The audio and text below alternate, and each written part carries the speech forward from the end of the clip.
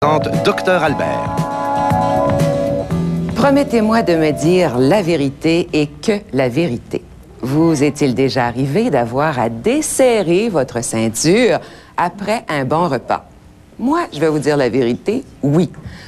Dites-vous bien que la qualité d'un bon repas n'est pas proportionnelle au nombre de trous de ceinture ajoutés. Donc, nous allons voir aujourd'hui ce dont est composé un bon repas de santé avec, bien sûr, le Dr Albert.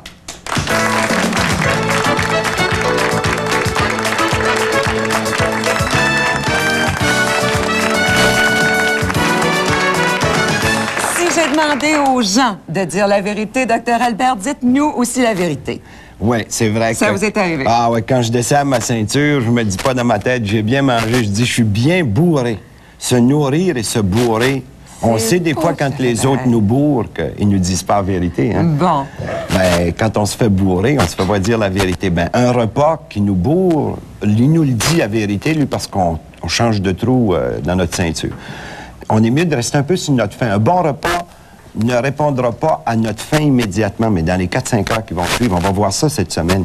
Comment ça se fait l'énergie, pourquoi ça arrive à un moment donné que vous mangez, vous avez encore faim, puis 3 heures après, vous n'avez plus faim.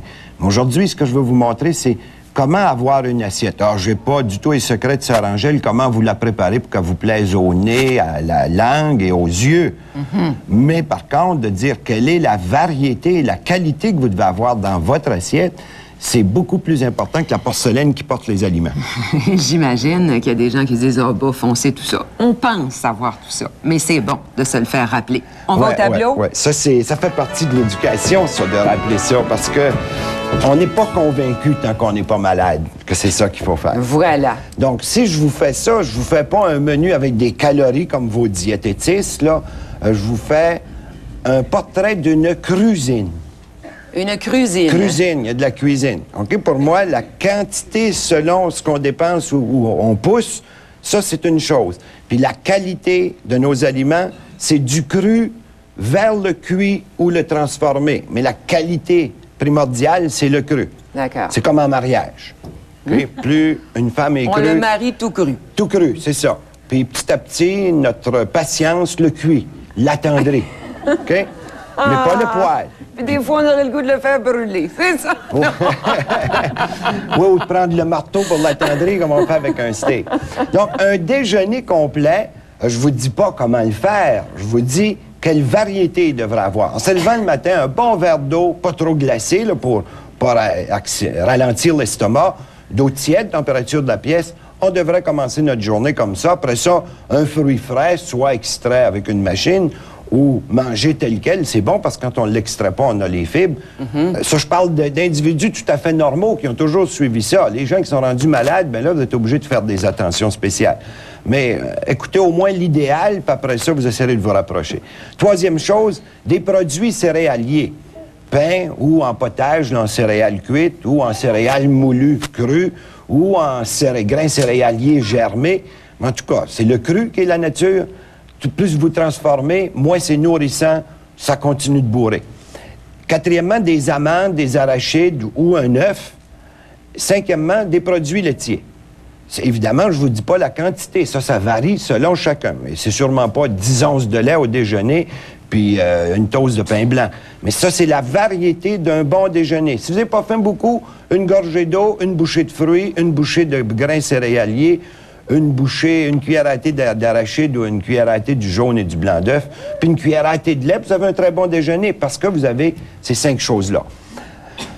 Puis un déjeuner, c'est déjeuner. Donc, ça veut dire arrêtez de votre jeûne de nuit en mangeant le matin. Si vous n'avez pas faim au déjeuner, demandez-vous comment vous vous êtes bourré après le souper. Mais gardez-vous à jeun, là, vous allez bien dormir, vous allez voir. Au dîner, évidemment, si quelqu'un travaille physiquement, bien, il aurait besoin peut-être un peu plus de viande. Mais si quelqu'un est assis d'un bureau à travailler intellectuellement avec le bout des doigts, bien, il allège ici les viandes. Mais il faut 4 légumes. Là, il y a des gens qui me disent « Ah, 4 légumes, on ne peut pas tout manger ça. 4 morceaux de légumes différents. Voilà. Mangez pas une veilloche de salade. Tu sais, j'en vois des gens qui disent « J'ai bien mangé à midi un gros bol de salade. Juste du vert. Ben, c'est un repas de vache, ça. Bon, Hein? ça c'est clair. C'est clair, ça. Une feuille de salade, une tranche d'oignon, de poireau, un morceau de carotte, un bâton de céleri, une tranche de betterave. Là, vous avez une belle salade, pourtant, on ne remplit même pas le fond du bol. Vous avez une grosse chose de belle salade blanche. La salade blanche n'a aucune valeur nutritive, c'est de l'eau et des fibres. Vous avez raison. Ça va vous envoyer plus c'est vert, plus il y a des vitamines. Ça va vous envoyer à la toilette, mais pas au travail. Bon. Hein? Troisième chose, céréales, des grains céréaliers, une tranche de pain brun, ou un muffin, que vous voulez, un fruit frais, pas de la confiture. Si vous voulez mettre de la confiture sur votre morceau de muffin, pas d'objection, mais comptez pas ça comme votre fruit. Ou un morceau de fruit. Vous dites, une pomme, c'est trop.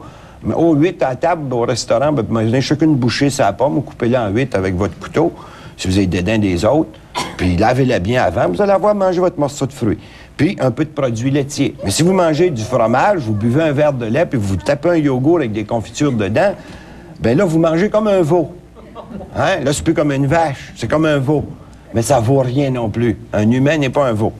Un souper. Au souper, si on veut bien dormir, c'est pas le temps de manger un steak.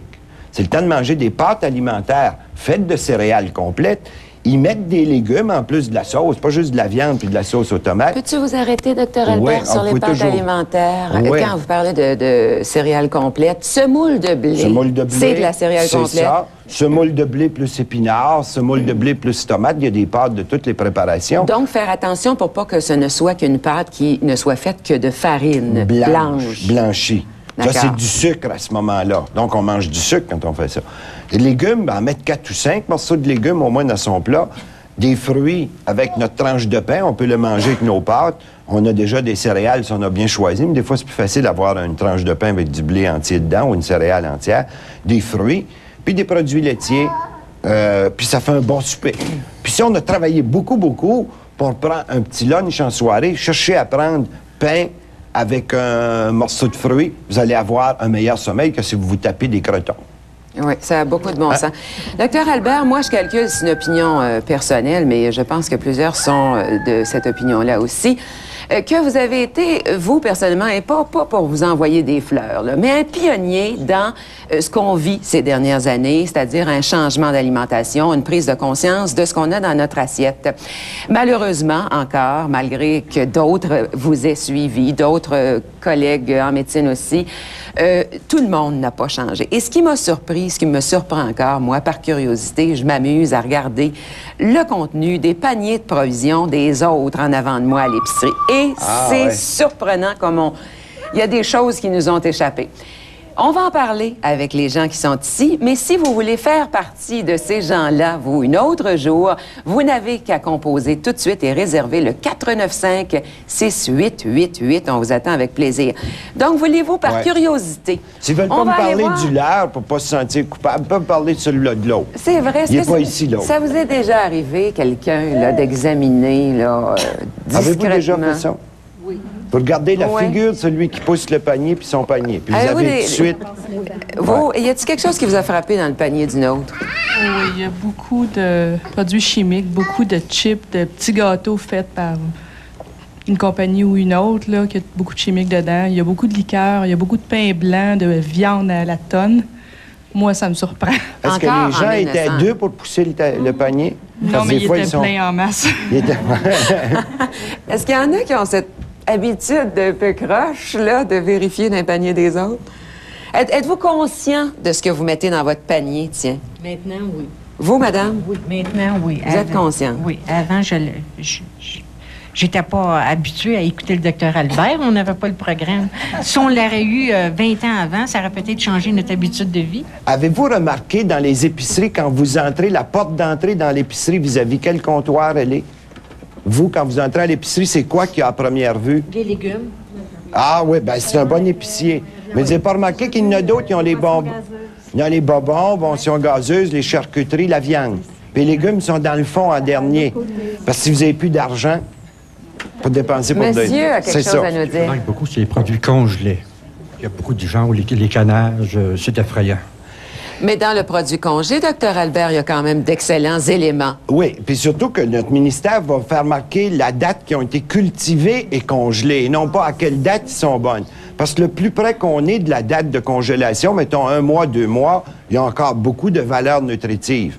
Mais s'ils disent, ben, on peut garder de quoi congeler, on peut garder un cadavre congelé 20 ans, donc on marque sur l'empaquetage du cadavre, bon, jusqu'à 20 ans, il n'y aura plus grand matière nutritive dans notre légume. Voilà. Donc ça va changer un petit peu dans votre choix. Tous les jours, vous pouvez entendre le Dr Albert sur les ondes de Radio Mutuelle CJMS à Montréal et CJRP à Québec. On sera de retour après cette pause.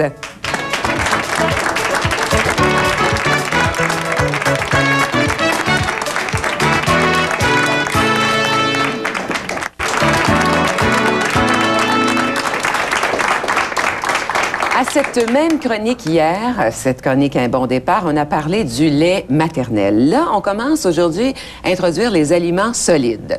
Docteur Albert, évidemment, on ne peut pas y aller comme chez un adulte et lui donner tout ça à manger. Non. Hein? Il y a une forme... On ne peut pas dire non plus qu'on peut éduquer un bébé à cet âge-là. On peut pas dire « mange tes patates, mange ta viande ». On ne peut pas, c'est un bébé. Donc, chez un bébé, on va le préparer à une bonne nutrition. D'abord son lait ou un lait proche du lait maternel. Mais le bébé grandit. On commence l'éducation des sens chez un bébé. Et ce qu'on va y faire goûter à cet âge-là, là, de 2-3 mois jusqu'à 9 mois, va être la base de ses goûts à table à 2-3 ans. Par exemple, si vous commencez un jus d'orange qui est frelaté, parce que c'est des cristaux de saveur ou autre, à 2-3 mois, vous lui faites goûter ça. Le bébé arrivé sur le vrai jus d'orange va refuser, va dire « c'est pas bon cette affaire-là, c'est pas ce que je connais. Je connais des cristaux d'orange, mais je connais pas le vrai jus. » Il va dire « c'est aigre un peu, j'en veux pas. » Et aussi, il faut penser qu'un bébé est en poussée. Donc, il n'y a pas le tube digestif encore totalement prêt. Donc, on éduque le goût du bébé. Donc, vous l'allaitez. Il faut distinguer 2 choses. Ou vous l'allaitez sain, ou vous le nourrissez à bouteille. Le bébé nourri au sein, il faut toujours que vous respectiez cet aliment-là en premier, sûrement jusqu'à 6 mois. Mais on va lui faire goûter après la tétée. On va commencer par ce qui est plus facile, donc des céréales cuits, des produits céréaliers cuits qui sont très fortement réglementés pour les bébés. On va passer en 2e lieu, 15 jours après, à lui faire goûter des légumes. Et là, on va s'en tenir aux légumes jaunes, patates sucrées, courgettes, courges et carottes, excusez. Et après 15 jours qu'il a essayé les légumes, qu'il a goûté, qu'il a appris à apprécier, on passe aux fruits les plus doux, les bananes, les pêches, les poires, les pommes, en compote évidemment. Pourquoi on cuit un peu plus chez le bébé? À cause de son système digestif n'est pas tout à fait prêt. Pourquoi on y va une cuillère à thé de plus à la fois? Parce que son volume intestinal d'estomac n'est pas tout à fait encore à pleine maturité. Ça va arriver vers 6-9 mois. Donc, on y va progressivement. S'il est allaité, on le fait goûter après l'allaitement. Mais s'il est nourri à la bouteille, on lui donne ses solides, ses purées, avant la bouteille de lait. Et pourquoi on commence les céréales et les légumes avant les fruits? Bien, s'il n'est pas fou, lui, les fruits, il y a toujours plus de sucre. S'il se met à aimer les fruits, il va refuser les légumes, il va refuser les céréales. Pourquoi, docteur Albert, quand c'est du lait maternisé là, en contenant, c'est avant, puis c'est du lait maternel? C'est parce que c'est un lait transformé. Donc, il est de même importance que les purées qu'on va lui apporter. Alors que le lait maternel est un lait cru et vivant. Il est de prime importance. D'accord. Par rapport. Et le lait maternel a le goût des légumes, des fruits que la mère a mangés. Donc, le lait maternel change de goût selon les repas des 4-5 heures qui ont précédé l'allaitement. Ça va goûter, si la mère a juste mangé du sucre, ça peut être tellement sucré que ça écarte le bébé. Donc, il faut une variété dans le repas de la mère pour les goûts du lait varient. Le bébé développe beaucoup de goût. Un bébé allaité a plus de goût à la période de 3 à 6 ans qu'un bébé nourri à bouteille où ça goûte toujours pareil. C'est pas pour rien que les fast-food mettent toujours les mêmes recettes parce qu'ils ont des enfants habitués à la monotonie. S'il fallait qu'un hamburger goûte plus pareil, les enfants le refuseraient. Donc, on a éduqué à la monotonie. Et comment, en vieillissant, à 20 ans, ils font? Ils changent de femme ou de mari à tous les 7 ans. Parce qu'ils veulent un changement de la monotonie qu'ils ont eu dans leur éducation. Dans la campagne, tout est changement dans la nature. Voyez vraiment. Ah oui. Ça vient de là. Dans la ville, les rues n'ont jamais changé de direction et de perspective. Ces gens-là, ils sont élevés dans la monotonie. À la campagne, c'est toujours varié. Il y a peut-être un chien qui jappe, un loup qui te surveille. Tu es obligé de vivre dans le changement. Et vivre, c'est changer. Hein? On va prendre le temps de réfléchir là-dessus, si vous nous le permettez, docteur Albert. Peut-être en réfléchissant aussi sur le conseil du jour que vous nous avez préparé. Pour développer en nous le goût d'un bon aliment, il faut le goûter souvent et tel qu'il se présente dans la nature, et non pas frelaté par les transformations industrielles et culinaires exagérées. Toujours de bien manger et d'avoir une alimentation équilibrée, alors fiez-vous à Shaklee. Depuis plus de 30 ans, Shaklee offre à sa vaste clientèle une gamme de suppléments vitaminiques qui répondent à des normes de qualité strictes. Pour connaître votre distributeur Shaklee, consultez vos journaux locaux ou composez le 1-800-263-9146. Et de ce pas, nous allons retrouver le docteur Albert en compagnie de M. Marcel Meloche. Bonjour. Bonjour, Marcel. Un peu nerveux, Marcel? Un peu, un peu. Ça fait rien, vous allez être bon pour la politique quand vous allez passer. Oui. Ah, oui. Il n'y a pas de politicien qui ose parler de lui comme vous allez parler de vous. Ça fait qu'il cache toujours quelque chose quand il parle. Ils sont prêts à parler des problèmes à tout le monde, mais pas de leur. Hein? On sait qu'il y en a qui ont des pires problèmes de santé que vous. Votre question était quoi, Marcel? Je voudrais vous demander comment enrayer le psoriasis. OK. Avant de penser de l'enrayer, si on regardait pourquoi notre peau se détériore pour former du psoriasis, on va regarder ça dans votre bilan, si vous voulez, ensemble. Donc, dans votre jeunesse, là, dans votre petite enfance, vous vous rappelez d'avoir eu des gastro-entérites, des diarrhées, OK? Oui. Même une fois, vous êtes obligé d'avoir un sérum pour ça. 14 à 20 ans, c'est l'acné qui vous a le plus affecté. Oui. Fréquent pour beaucoup d'autres jeunes aussi. 30, opération du nez, il y avait une déviation, un coup de poing sur le nez, peut-être, une chute. Étant jeune, oui. Ouais. Oui. 38 ans, opération pour le cataracte. Ça, c'est jeune pour être opéré pour le cataracte. Entre 32 et 41 ans, le psoriasis s'est manifesté. Et à 40 ans, de l'arthrose, puis là, vous avez été opéré pour vos cataractes. Dans le fond, vous avez un bilan qui indique tout de suite que chez vous, il y a une forte déperdition de calcium, il y a une forte absence de vitamine D, E et A, là. Donc, ça me fait tout de suite dire, vous avez des bonnes oreilles rouges, vous avez une bonne bête, vous étiez un bon mangeur de bonnes pâtes alimentaires et de viande. Oui. Les légumes, je connais pas trop. Un peu. Un peu. Cuit. Oui. Ah, oui. Cuit. Mais des crudités, manger 3-4 carottes crues Non. par jour, puis du céleri cru. J'ai plus de dents, quasiment. Puis, ouais, c'est ça. Vous avez décalcifié même vos dents. Oui. Ah, c'est dur. Dans ce temps-là, vous êtes pris même pour embrasser des femmes de la chair ramollie quand vous avez plus de dents. Oui. Faut surveiller. C'est mieux une femme ferme, comme les femmes le disent aussi, une femme qui cherche un gars en santé. Donc là, pour manger des légumes, parce que vous voulez enrayer votre psoriasis, vous avez un truc que vous pouvez faire. Vous prenez un légume cru ou 4-5, avec un fruit même, vous mettez ça dans un extracteur. Oui. Là, vous allez retirer le jus cru, frais du légume, parce que c'est les fibres que vous avez de la misère à mâcher.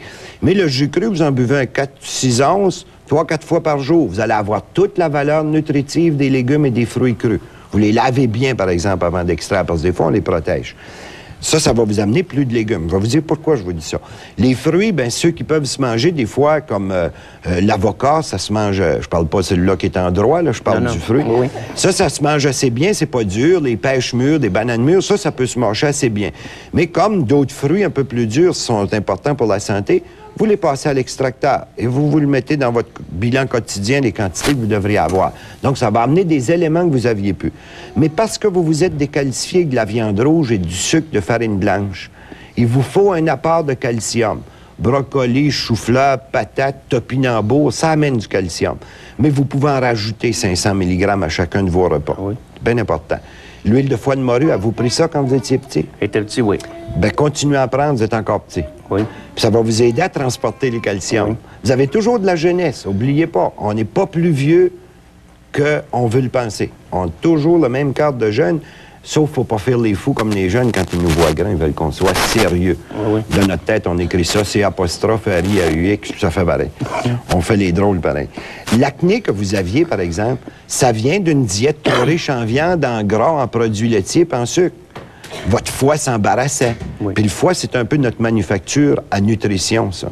Donc, des aliments avec plus de végétaux, de la vitamine D, du calcium, prendre l'air, aller au soleil, vos os vont arrêter de se décalcifier. Vous allez rebâtir petit à petit les textures de votre peau avec les huiles. Et quand je dis les huiles, la vitamine A, c'en est, la vitamine D, c'en est, la vitamine E, c'en est.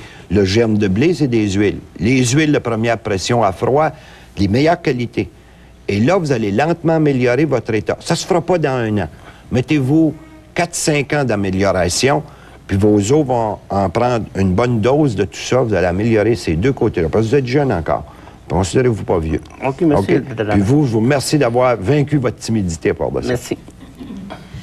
Il aura gagné beaucoup de choses, M. Meloche, aujourd'hui, entre autres un abonnement d'1 an à la revue Vivre. Et vous savez que nous recevons beaucoup de vos lettres. Il y a toujours de la place. Les postes sont là pour nous les livrer. Et moi, je vous rappelle l'adresse.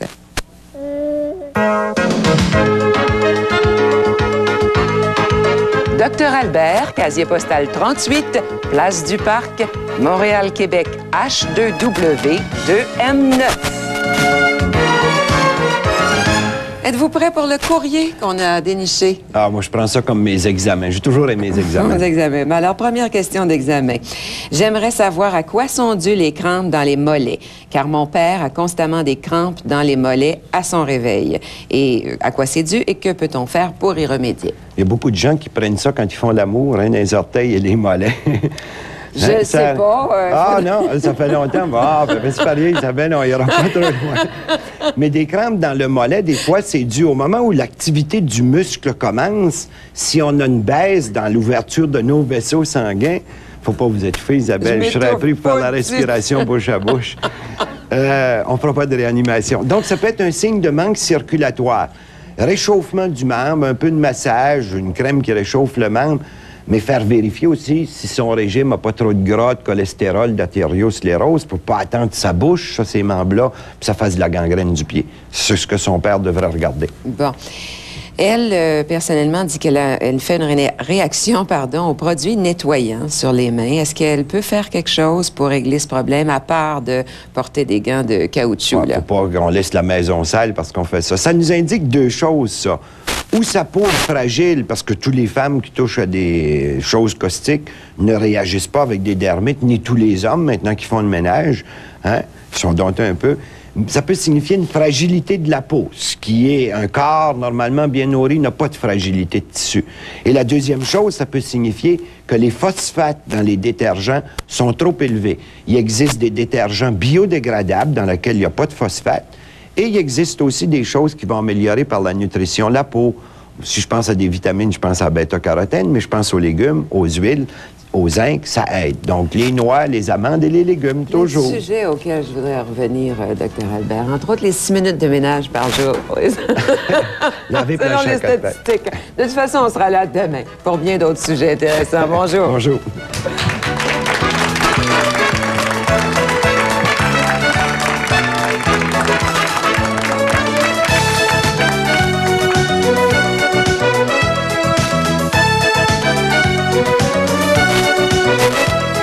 Ce soir, 21h, mettant en vedette Lloyd Bridges et Robert Wagner.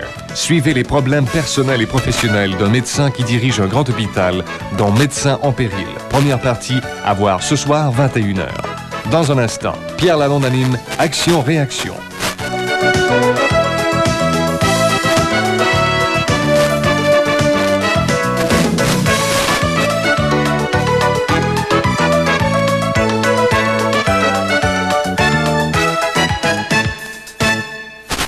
En collaboration avec Shaklee, le chef de file en supplément alimentaire, Télévision 4 saisons vous a présenté Dr Albert.